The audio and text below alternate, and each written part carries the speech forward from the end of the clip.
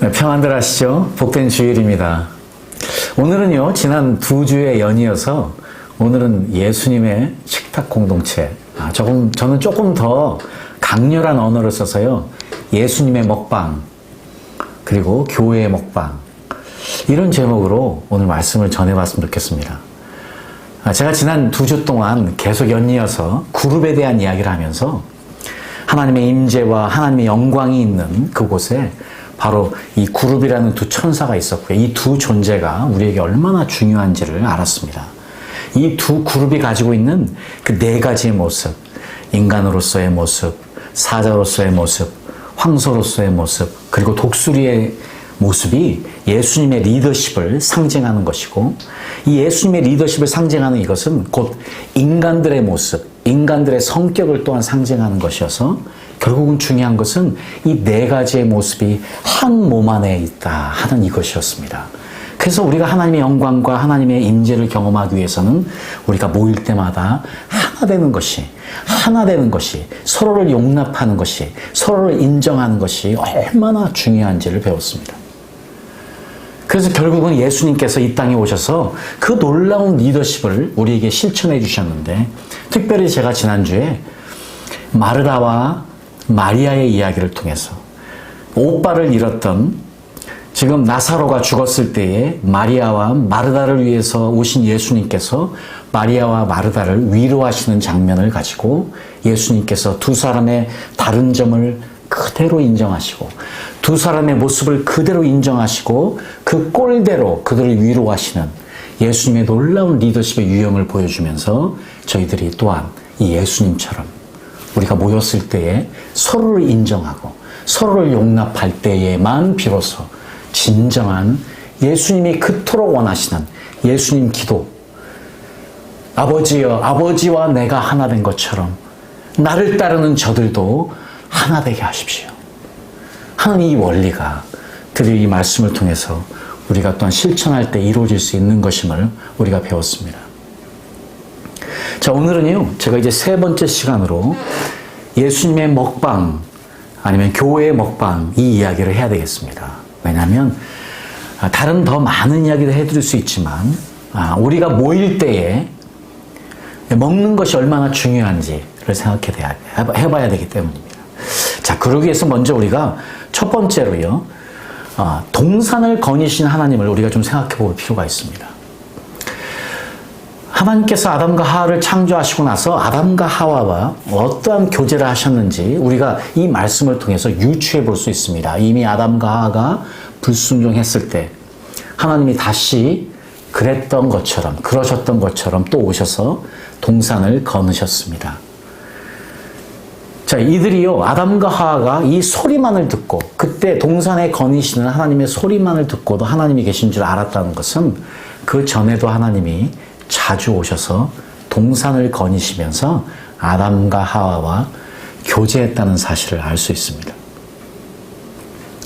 자, 그런 의미에서요, 걸었다는 것은 굉장히 하나님과의 교제에서 중요한 의미인 것 같습니다. 실제로 예수님도 이 땅에 오셔서 제자들과 함께 걸어가시면서 교제하셨어요. 예수님의 3년의 기간 동안 말을 타신 것도 아니었고요. 배를 타신 건 아니었고요. 물론 갈릴리 바닷가에서 배를 타신 적은 있으시지만 예수님은 계속해서 갈릴리에서 예루살렘으로 여행을 하셨습니다. 어떻게 해요? 걸어서. 누구와? 제자들과. 여러분, 그렇으니까 예수님의 이 땅에서의 기간이 3년이었지만요. 사실은 제자들과 그 많은 시간을 걸어 다니시면서 교제하신 이것은 제자들에게 있어서는 엄청난 나중에 힘이었다는 사실입니다. 예수님이 그 3년 기간 동안에 열심히 제자들과 걸으시면서 교제하셨다는 것. 이것이 우리에게 또한 너무나 중요한 일입니다. 자, 그런데요, 지금 우리가 누가복음에 보면은요, 우리가 또 한 가지 아주 중요한 사실을 알 수 있습니다. 사실 누가복음에서 여러 많은 강조점들이 있지만 특별히 또 한 가지는 기도하는 예수님의 모습을 아주 면밀히 누가복음은 살펴보면서 우리에게 알려줍니다. 예수님은 시간이 있을 때마다, 예수님은요, 시간이 나실 때마다 기도하러 가셨다는 표현, 조용한 곳을 찾아 다니셨다는 표현을 누가복음은 계속해서 이야기하고 있습니다. 예수님의 기도하는 모습을요, 우리에게 면밀히 보여주신 이 누가복음은요, 또한 놀랍게도 예수님이 그때 만났던 사람들과 함께 식사하셨다 하는 표현을요, 11번이나 이야기하고 있습니다. 여러분, 우리가 공간복음에 보면 마태복음에 2번, 또 요한복음에 2번, 그리고 누가복음에 11번, 그래서 15번 예수님이요, 만나신 분들과 식사하셨다 하는 이야기를 합니다. 자, 예수님이요, 정말 먹고 마시는 것을 좋아하셨던 분인 것 같아요. 네. 그래서 우리가 마가복음 11장 19절에 보면은요, 앞에 개역성경이 이렇게 나와 있습니다. 인자는 와서 먹고 마심에 말하기를 보라. 먹기를 탐하고 포도주를 즐기는 사람이요 세리와 죄인의 친구로다 하니 지혜는 그 행한 일로 인하여 옳다함을 얻으니라. 자, 지금요, 개역성경에 나오는 이야기가 인자, 우리 다시요, 인자라는 표현, the son of man. 지금 예수님이 그룹의 4가지 모습 중에 하나가 인간의 모습이지 않습니까? 예수님이 직접적 스스로도 나는 인간의 아들로, 인간으로 오셨다. 너무나 당연한 거예요. 우리 같은 똑같은 인간으로 오셨기 때문에 이분도 우리처럼 먹고 마시셨는데 예수님은 즐기셨대요.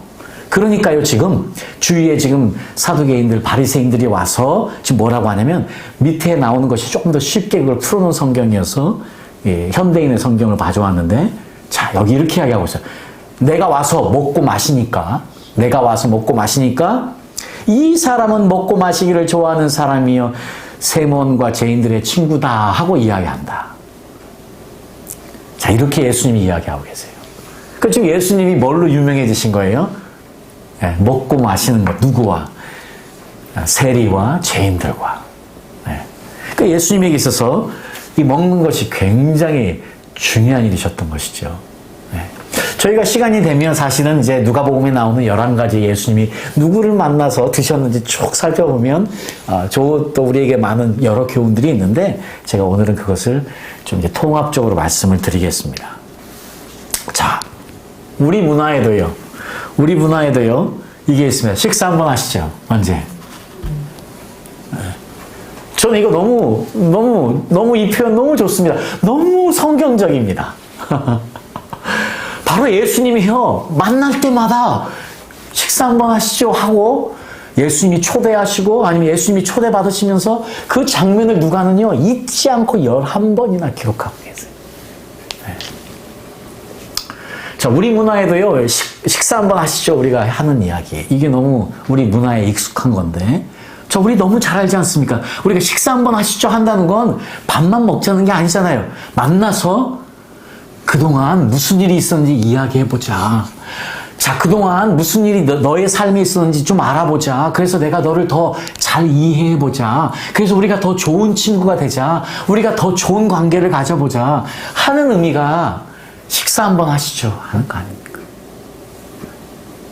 그래서요, 우리 한국 단어 중에서 식구라는 단어가 있어요.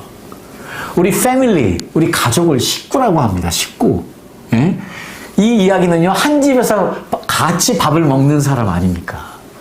한 집에서 밥을 같이 먹으니까 식구고요. 같이 밥을 먹는다는 것은요, 그 사람과 내가 한 가족이라는 것이고요. 그러니까 밥을 먹는 건 그렇게 중요한 거예요. 예. 우리 문화에서도 그랬었는데, 이게 유대 문화에서도 우리 이 땅에 오셔서 계셨던 예수님에게도 먹고 마시는 것이 중요하셨다는 것이에요. 아마 예수님은 2번 정도 드셨을 거예요. 3번을 먹었으면, 그러니까 우리는 지금 이제 3끼를 먹는 것이 익숙하지만, 사실 예수님 시대 때만 해도, 옛날에만 해도 먹는 것이 풍족하진 않았습니다. 부자가 아니면 대부분 하루에 2끼 드셨습니다. 아침에, 저녁에. 네. 먹는 것이 예수님에게도 역시 중요한 일이었는데, 네. 자, 그런 의미에서요, 우리가 이제 어떤 걸 생각해 볼 거냐면, 그렇다면 예수님에게 같이 식사하는 것은, 그래서 예수님에게 같이 먹는 식탁은 어떤 의미인가 하는 것을 우리가 생각해 봐야 되겠네. 첫 번째. 자, 통합적으로 이야기하면 예수님에게서 먹는 것은요, 교제와 회복이 일어난 현장이었던 사실이에요. 우리 잘 아시다시피 예수님이 이미 세리대와 죄인들을 함께 모여서 식사하는 걸 예수님이 하신 거예요. 그 당시에 이거는요, 엄청난 일이었어요. 세리들과 식사를 한다? 마치요. 예, 마치 우리 일제시대 때요, 일본을 위해서 우리 동족의 돈을 긁어다가 바쳤던 세관원들이, 그런 분들을 생각한다면 그분들과 함께 식사하고 있는 것이 그렇게 즐겁지만 않았을 거예요. 근데 예수님이 그 당시에 그런 세리들과 또 남은 함께하고 싶지 않고 마주치고 싶지도 않고 보이면 멀리 돌아가는 그런 죄인들과 그 냄새나는 사람들과 그런 사람들과 예수님이 함께 하셨단 말이에요. 그런 사람들과 교제했다는 것이에요. 그런데 여러분, 그럼 오해하시면 안 됩니다. 그럼 예수님은 가난한 자의 사람이었느냐? 예수님은 가난한 자를 위해서만 오셨느냐? 아니에요. 아니에요. 천만의 말씀이요. 천만의 말씀이요. 여러분 혹시 가버나움에 가보셨는지 모르겠습니다. 우리 베드로의 집이 있었던 가버나움. 우리 성경에서 가버나움은 굉장히 중요한 지역인데 거기 가시면 베드로의 집터도 있고 베드로 장모의 집터도 있습니다. 거기 보시면 깜짝 놀라실 거예요. 그 크기에. 굉장히 큰 집에 살았어요. 적어도요, 제가 보기에는 베드로는 중산층 이상의 사람이었으면 자기의 배를 가지고 있는 사람이었으니까. 자, 예수님이요, 아무나 다 와서 나를 따르라 하고 다 버려두고 나를 따르라 하신 거 아니에요. 다 그럴 수 있는 사람들 따르게 했고요. 그 예수님을 따를 때에 기꺼이 남았던 가족들은 생활을 할 수 있었던 사람들이었습니다. 만약에 예수님이 가난한 자의 사람, 예수님이었다면 한다면요, 어떻게 아리마대 요셉 같이요, 종교 지도자가 예수님을 직접 장사 지내는 그 특권을 누리는 제자가 됐겠습니까? 마리아와 마르다, 풍족한 사람이었습니다. 예수님이 베다니에 오실 때마다 예수님을 기꺼이 대접하고 제자들을 대접하고 수많은 사람들이 왔을 때 그거를 다 대접했던 것이 마리아와 마르다예요. 예수님은요, 계층을 두지 않으셨습니다. 예수님은 모두의 주님이셨다는 사실입니다. 자, 그래서 실제로 예수님은요, 함께 식사하신 그 많은 장면을 누가가 내보낼 때에 누가에게 있어서 정말 전달하고 싶었던 것은 예수님께서 그 세리들을 만날 때마다, 예수님께서 죄인들을 만날 때마다, 예수님이 만나는 그 모든 사람들, 예수님과 함께 했던, 식사했던 그 모든 자들에게 회복이 일어났다는 것입니다. 회복의 현장이었던 것이에요. 그래서 실제로 이제 예수님께서 이런 현장을 직접 만나실 때 우리가 한 가지 알아야 되는 사실이요, 그것이 단순히 그냥 만나서 먹은 것만이 아니었어요. 실제로 예수님은요, 함께함으로 인해서 무엇을 보여주셨냐면 하나님의 나라가 어떠할지를 보여주신 거예요. 우리가 천국에 가면 무슨 일이 있습니까? 우리가 같이 식사할 겁니다. 여러분, 천국은 보링한 곳이 아닙니다. 천국은 뭐 아무 일도 안 하고 무슨 뭐 매일매일 아니에요. 네. 우리가 흔히 이제 얼마 전에 제가 한 목사님을 만났더니 자기 자신 손자 이야기를 하면서 천국에 대한 이야기를 일반적으로 했더니 그 손자가 그러더래요. 그럼 천국은 재미없는 곳이네. 아무 일도 하지 않고 가만히 있으면 즐겁고 행복하기만 하다니까 벌써 어린 나이에 드는 천국이 보링할 거라고 하는데, 재미없을 거라고 하는데 그렇지 않습니다.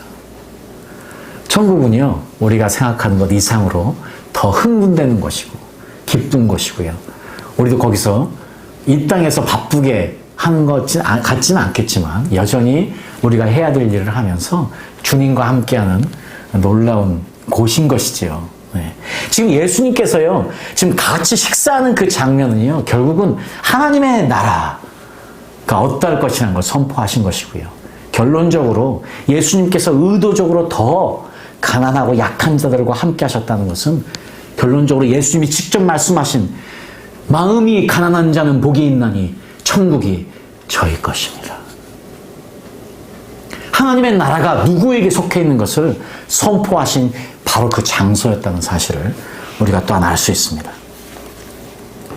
그래서 혹시 여러분 이 그림은요 사실은 19세기에 그 산업혁명 시대 때 아주 많은 가난한 사람들이 있었어요. 그 산업혁명 때 그 많은 공장들이 들어갈 때 밑에 일하는 사람들은 아주 어렵게 살았습니다. 그 당시에 독일에서 한 화가가 예수님이 그 가난한 집을 방문해서 식사하시는 장면을 그린 건데 사실은 예수님 지금도 여전히 방문하시죠. 네, 여전히 우리가 식사할 때도 방문하시고요. 왜냐면 예수님 좋아하신다니까요. 먹는 거. 먹고 마시는 거. 우리와 함께 먹고 마시는 거 좋아하셔요. 그러니까 그런 걸 좋아하시니까요. 결국은 자신의 몸을 이야기하실 때도요. 자신의 피를 이야기하실 때도요. 빵과 포도주를 이야기하시거든요. 네. 자, 예수님의 식탁은요. 그래서 모두에게 열려 있는 것이고요. 그래서 예수님의 식탁은요. 결국은 네. 하나님 나라를 예시하는 건데 어떤 누구를 부르는 것이냐. 내가 의인을 부르러 온 것이 아니요 죄인을 부르러 왔노라. 그 실제로 예수님이 죄인들의 친구가 되셨다고 예수님을 따르지 않는 자들이 이렇게 이야기를 하는 이 장면은요. 우리에게 있어서 예수님의 식탁은 어떤 의미였는지를 우리가 조금 더 생각해 볼 수 있습니다. 자, 그렇다면 사도 바울에게 있어서의 식탁은 어떤 의미가 있었을까요?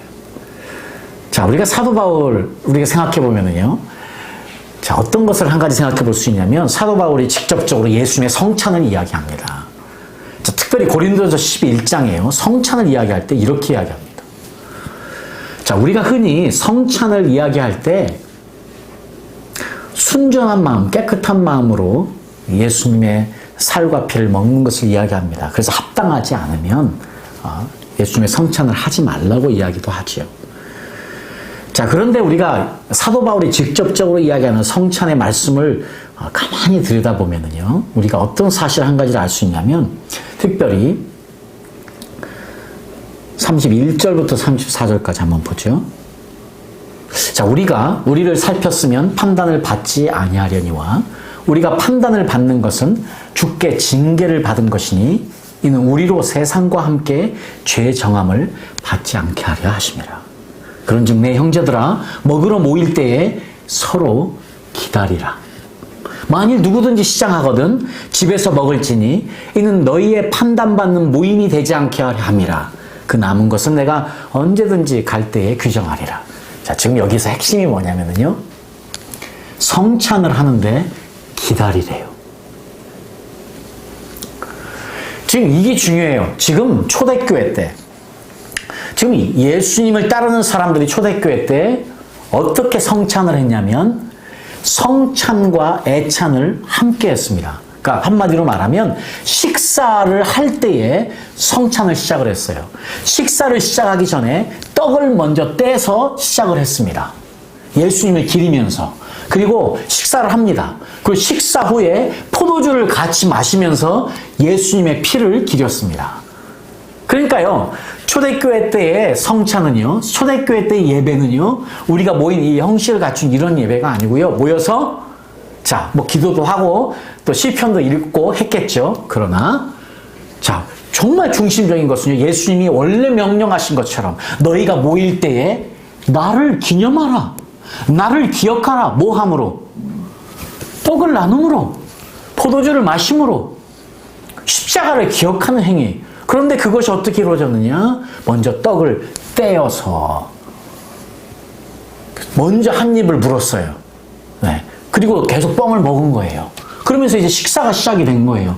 그 식사 마칠 때 포도주를 다 같이 마시면서 예수님의 기림으로 식사가 마친 거예요. 그러니까 성찬과 애찬은 함께 간 거예요.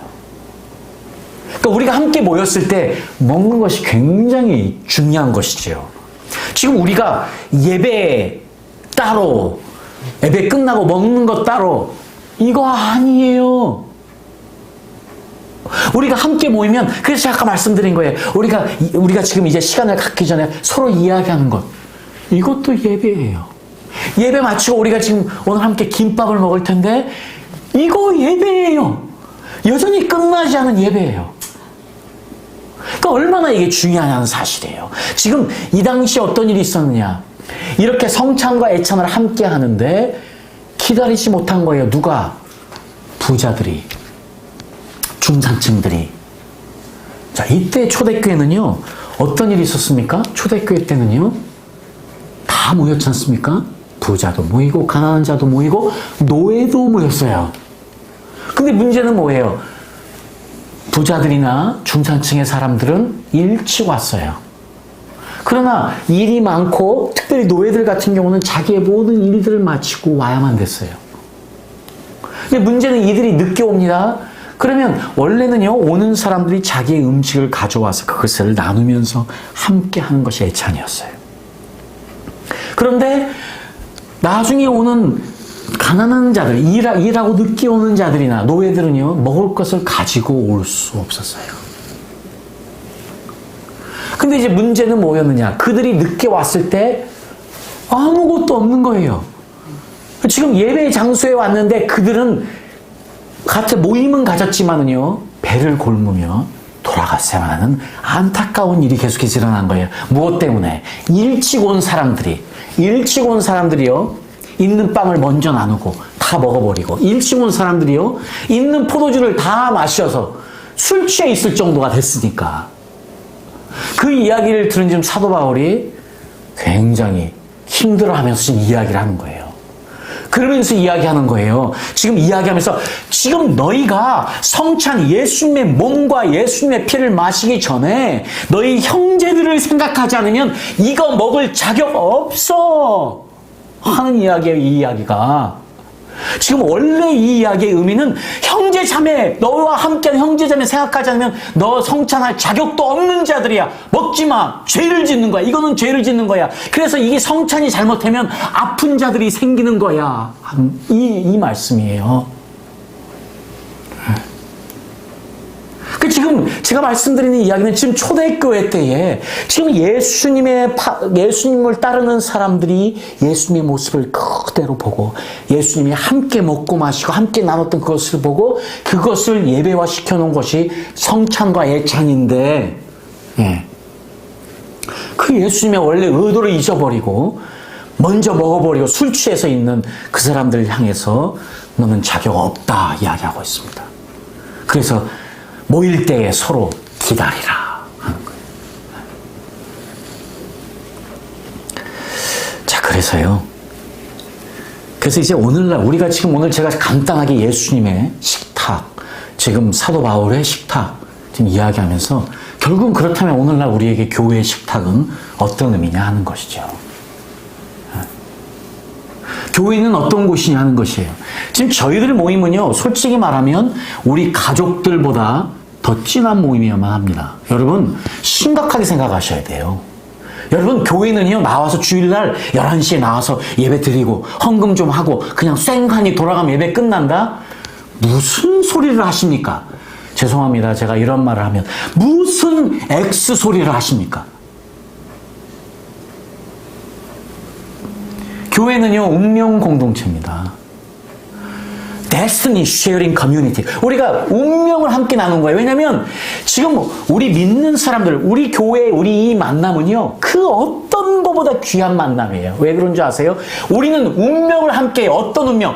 천국 갈, 우리 함께 가서 우리 아버지 만나서 함께 영원히 누릴 그 영생을 누리는 운명을 함께 하는 것이 우리의 존재예요.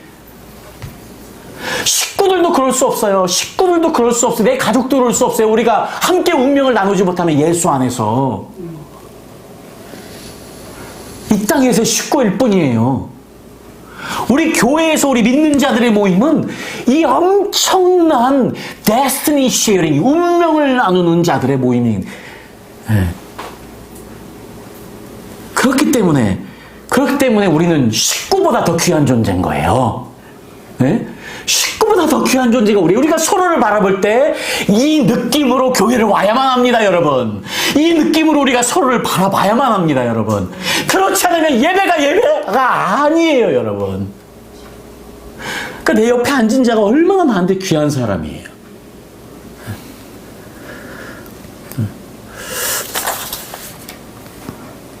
그래서 너무나 놀랍게도요, 우리 초대교회를 보시면은요, 초대교회에 너무나 많은 좋은 일들이 있었는데 42절 먼저 보세요. 저희가 지금 초대교회 때 일어난 일들을 사도행전 2장이 이야기하잖아요. 이렇게 이야기하는 저희가 사도의 가르침을 받아 서로 교제하며 떡을 떼며 기도하기를 전혀 힘쓰니라. 떡을 뗐대요. 빵을 빵을 뗐대요. 그 이야기는 모일 때마다 빵을 나누면 그때 초대교회 분들은 즉각적으로 예수 그리스도 우리를 위해 십자가에 못 박혀서 자신의 몸을 불사르신 그 broken body of Jesus Christ 이거 생각하신 거예요. 그러면서 46절에 뭡니까? 날마다 마음을 같이하여 성전에 모이기를 힘쓰고 집에서 떡을 떼며 기쁨과 순전한 마음으로 음식을 먹었다.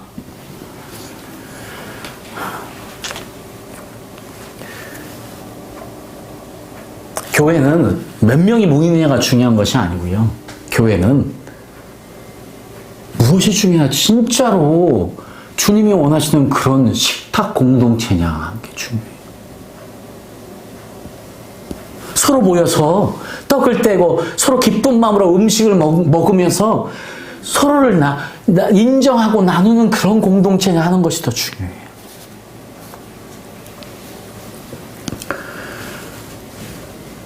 시간이 많이 가고 있는데 좀 더 해야 돼요. 너무 중요한 이야기가 남아서. 우리 한국 교회는요 너무나 아름다운 전통을 가지고 있습니다. 우리 초대교회 때도 그랬죠. 초대교회 때 그 로마 시대에 그 계층이 너무 분명한 시대에 예수 그리스도로 인해서 계층이 무너지고 노예와 상전이 하나가 되어서 서로 형제라고 부르는 이 놀라운 일들이 초대교회에 일어나면서 초대교회가 엄청난 하나님의 뜻을 나타내고 하나님을 기쁘시게 하고 수많은 사람들을 하나님의 나라로 인도하는 역사를 일으켰던 것처럼 우리나라에도 초대에 처음에 교회가 들어와서 하나님의 선교사들이 말씀을 가지고 들어와서 하나님의 교회들을 세워갈 때에요. 이런 아름다운 일들이 너무 많았어요. 우리가 잘 아는 1911년에 지금 승동교회, 우리 정동에 있는 승동교회 1911년에 첫 번째 장로님이 세워졌는데 그 장로님이 누구셨느냐?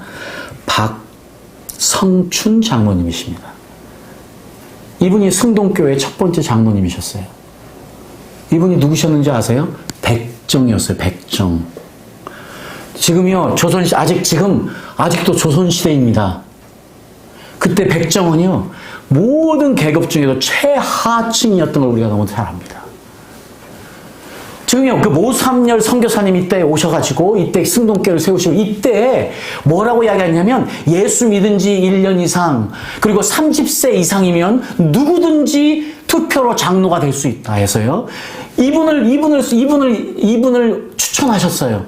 그리고 3분의 2의 투표를 얻어서 이분이 첫 번째로 승동교회 장로님이 되셨는데 이분이 백정입니다. 백정. 이게 한국교회였습니다. 복음 앞에 노출되어졌을 때에 그 조선시대 때에 그 계급을 무너뜨리는 것이 바로 교회였어요. 이것이 한국교회의 힘이었습니다. 그리고 나서 3년 후에 어떤 일이 있었는지 아세요? 1914년에요. 또 한 분이 장로님이 되셨습니다. 이분의 이름은 이재형 장로님이십니다. 이분이 누구시냐면 바로 대원군, 흥선대원군의 친척, 즉 왕손이에요. 왕손. 이 왕손, 그러니까 이시겠죠. 이재형 장로님이 되셔서 두 번째로요. 지금 이 성동교회에서 어떤 일이 있는지 아십니까? 당회가 있으면은요. 백정 출신의 장로님과 왕손이 함께 앉아서 교회를 이야기합니다. 이게 1914년에 한국교회에 일어난 놀라운 하나님의 역사예요. 오늘날 우리 교회는 어떤 모습이냐는 것이죠. 이제 우리가 더 이상 계급이 없습니다. 우리가 그렇게 이야기합니다. 그렇습니까? 어떤 교회는요, 중산층만의 교회가 되기도 합니다. 어떤 사람은요, 어떤 부류의 사람들만 모이는 교회가 되기도 합니다. 주님의 마음을 아프시게 하는 교회들입니다. 교회는 모두를 위한 교회가 돼야만 합니다. 그래서 우리가 지금 예수님의 식탁 공동체를 통해서, 사도 바울의 식탁 공동체를 통해서, 우리가 지금 초대교회 식탁 공동체를 통해서 우리가 무엇을 배울 수 있느냐? 우리가 모이면 먹어야 합니다. 지금 오늘 예배 후에 우리가 먹을 수 있는 것, 이게 얼마나 귀한지 몰라요. 그러나 그냥 예배 후에 그냥 한 끼 해결하느라 먹고 간다? 그냥 한 끼 주려고 한다? 사람들이 좋아하니까 한다? 아니에요, 여러분. 지금 이것은 예찬이에요. 지금 예배 하나라고요. 그래서 우리가 예배 모일 때, 그리고 우리 함께 식사할 때 그냥 밥만 먹고 가는 거 아니에요. 내 옆에 사람 형제 이야기도 듣고 무슨 일이 있는지 알고 저 사람이 누군지 알고 그 뭐 해야 돼요? 벽을 허물어야 되는 거예요. 나를 드러내야 되는 거예요. 내 속을 드러내고 내 아픔도 이야기하고. 그래서 우리가 먹는 시간이 나를 이야기하는 시간이 되고 상대방을 듣는 시간이 되고, 먹고 나서 우리가 기도가 필요하면 옆에서 함께 기도해 주는 시간이 돼야 되고, 그래서 또 끝나고 나서 커피 마시면 또 기도하는 시간이 돼야 되고, 서로 교제하는 시간이 되고. 그래서요, 교회다운 교회는 예배 후에 떠나지 않아야만 합니다. 여러분, 와서 남아서 밥 먹고 남아서 커피도 마시고 교제하면서 이 시간만 이래도, 이 주일 주님의 날인데 네 날이 아니야. 내 날도 아니고 주님의 날이에요. 주님의 날. 이 날만이라도 시간을 내어서 주님이 그토록 원하시는 형제 자매의 교제를 나누면 주님께 드리는 예배, 그게 오늘의 우리가 해야만 하는. 자, 그래서 제가 누누이 말씀드린 것처럼 첫 시간에 우리 그룹을 통해서 우리가 서로를 인정해야 하는데, 예수님 이 네 가지의 완벽한 모형을 가진 예수님처럼 우리가 되기 위해서 다른 리더십의 유형을 가진 사람들, 다른 성격을 가진 사람들을 이해하고 용납할 때만이, 다른 계층도 다 용납할 때만이, 그럴 때만이 하나님의 임재와 영광이 진정으로 드러나는 것인데, 바로 그 일이 실천되는 현장, 우리가 예배드릴 때 임하신 하나님, 우리와 지금 함께하는 그룹, 거룩하다 거룩하다 거룩하신 이여, 우리와 함께 지금 하나님께 영광 돌리는 그 그룹들이 우리와 함께할 때, 그것이 예배 후에 실천되는 현장이 바로 먹는 현장입니다. 먹을 때 그게 이루어지는 거예요. 그래서 음식은요, 단지 매개체일 뿐입니다. 음식은 단순히 매개체일 뿐이에요. 지금 음식을 통해서 우리가 예수 그리스도 안에서의 관계를 맺는 거예요. 그래서 결국은요, 너, 나 오늘 만났어요. 그리고 우리가 끝나면 뭐 됩니까? 우리가 되는 거예요. 이것이 예배의 현장입니다. 우리 그리스도인들은요, 이 책임감을 가지고 교회에 나와야만 합니다. 이것은 목사만의 일이 아니에요. 저도 지금 제가 영국에서 목회할 때 수없이 이야기했어요. 우리 영국에서 항상 예배 마치면 티펠로우십 합니다. 우리 가끔씩 우리가 함께 음식 가져와서 먹습니다. 제가 누누이 이야기했습니다. 우리는 가족이니까, 우리가 운명, 데스티니 쉐어링 커뮤니티니까, 우리가 누구든지 다 웰컴하고 누구랑 다 이야기했으면 너무 좋겠다 수도 없이 이야기해도요, 결국 새로운 사람들 그냥 혼자 멀쩡하게 서 있는 경우를 제가 많이 봅니다. 만약에 그분이 만약에 옷도 좀 잘 입고 딱 보기에 금발머리에 멋있게 생기고 벌써 막 중산층 같다, 그럼 사람들 막 가서 인사합니다. 근데 딱 봐도요, 벌써 저 사람 국가에 주는 보조금 받고 사는 사람 같다, 옷도 허름하다, 안 갑니다. 제 교회에서 내가 그렇게 이야기해도 안 들어 인간들이.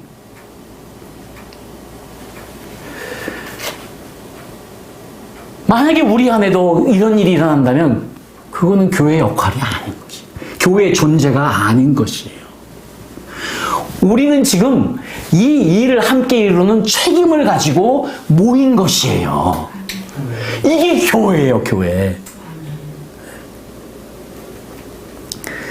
오늘날 이 식탁 공동체가, 이 식탁 공동체가 예배의 연장선상임을 알고 우리가 함께 식사하면서 교제하는 이런 모습이 우리 한국교회에 많이 보이지 않아서 너무 안타깝습니다. 우리 교회들에게 보이지 않아서 너무 안타깝습니다. 그러나 이것은 너무 중요한 일입니다. 그래서 교회가 커질 수가 없습니다. 예수님의 말씀대로 이것을 실천하다 보면, 예수님 말씀대로 정말 식탁 공동체를 만들어서 서로가 서로를 아끼는 이런 공동체를 만들다 보면 사실은 교회가 커질 수 없습니다. 예수님 이게 얼마나 중요하셨는지, 계속 죄인들과 그 수많은 사람들과 계속 교제하셨습니다. 먹고 마시시면서. 그리고 결국 마지막에는요, 제자들을 모아놓고 우리가 마지막 저녁을 드십니다. 유월절 저녁을 드십니다. 그러면서 다시 한번 먹는 음식을 가지고 자신을 선포합니다. 내 몸은 이 빵이다. 내 피는 이 포도주다. 앞으로 너희들이, 내가 이제 가지만 너희들이 앞으로 모일 때마다 빵을 먹으면서 내 몸을 기억하고 포도주를 마시면서 내 피를 기억해서